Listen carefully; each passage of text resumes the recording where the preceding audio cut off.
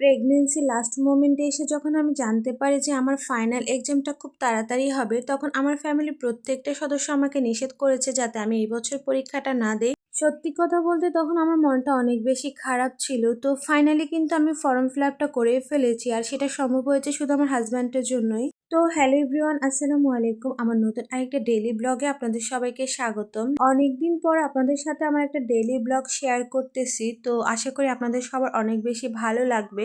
তো সকালে আমি ঘুম থেকে উঠে নাস্তা করেছিলাম হচ্ছে রুটি দিয়ে বাসি তরকারি, মানে আগের দিনে রান্না করা যে তরকারিটা ছিল সেটা দিয়ে আমি রুটি খেয়েছিলাম। তারপরে আম্মু দুপুরের রান্নাটা তাড়াতাড়ি বসিয়ে দিয়েছিল, যেহেতু আজকে আমরা আমাদের কলেজে যাব। তো আমার সাথে যেহেতু আম্মু যাবে, যেহেতু আমি অসুস্থ, আমাকে তো একা ছাড়া সম্ভব না। তো তার জন্য আম্মু দুপুরের রান্নাটা চুলায় বসিয়ে দিয়েছিল।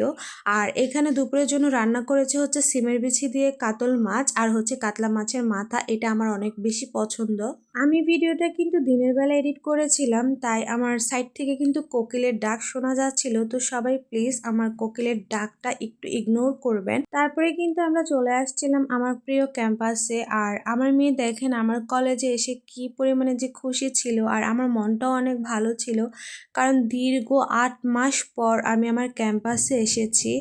আর আম্মু কিন্তু উপরে আমার ডিপার্টমেন্টে গিয়েছিল আমার ফর্ম ফিল আপের যাবতীয় যত কিছু প্রয়োজন সব কিছু নিয়ে টিচারদের সাথে দেখা করতে গিয়েছি। আমি তো ভেবেছিলাম যে আমি এবছর পরীক্ষা দিতেই পারবো না, কারণ আমার শরীরের কন্ডিশন অনেক বেশি পরিমাণে খারাপ ছিল।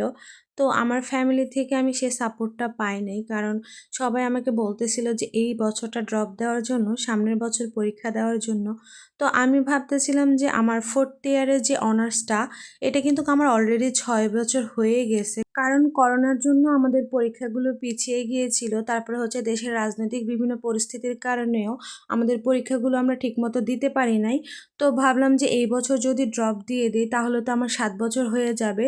তো এজন্য আমি চাচ্ছি না যে আমার কোনো ইয়ার আমার জীবন থেকে মানে হারিয়ে যাক। পরে যখন ফাতেমার বাবা দেখতেছিল যে আমি এইটা নিয়ে অনেক বেশি মন খারাপ করতেছিলাম, তখন ফাতেমার বাবা আমাকে বলতেছিল যে তুমি টেনশন করো না, প্রয়োজনে আমি তোমাকে চাঁদপুরে বাসা নিয়ে দেব, তাও তুমি পরীক্ষাটা দাও।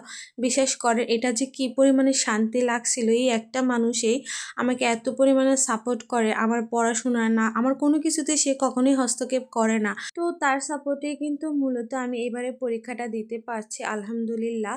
তারপরে কলেজ থেকে আসার পথে দেখলাম যে কালীবাড়ি মোড়ে আখের রস বিক্রি হচ্ছে, আর গরমকালে কিন্তু আমার আখের রসটা অনেক বেশি ভাল লাগে খেতে। এটা কার কাছে কেমন লাগে জানি না, তবে আমার কিন্তু খুব পছন্দ। তো ফাতেমা, আম্মু, আমি 3জনের জন্যই নিয়েছিলাম, কিন্তু ফাতেমা মিষ্টি জাতীয় খাবারটা একটু কম পছন্দ করে, তাই ও খায় নাই। তারপরে আম্মু আর আমি খেয়েছি, আর বাসায় আমি হাফ লিটারের একটা বোতলে আখের রসটা নিয়ে নিয়েছি, কারণ বাসায় এসে যাতে আমি খাইতে পারি। তারপরে আমরা চলে আসছি ফুচকার দোকানে, আর এটা কিন্তু হকার্স মার্কেটেই কালীবাড়ির সামনে।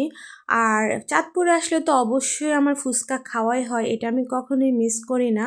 আর হ্যাঁ, আপনারা কিন্তু ভিডিওর ফার্স্টে দেখবেন যে আমি ফলের দোকান থেকে কিছু ফল কিনেছিলাম। তো আসার সময় কিন্তু আমি সপেদা, আতাফল, আনারস, পেয়ারা এগুলো কিনে এনেছিলাম বাসায় খাওয়ার জন্য। তো আজকের জন্য ভিডিওটা এখানেই শেষ। সবাই ভালো থাকবেন, সুস্থ থাকবেন, আল্লাহ হাফেজ।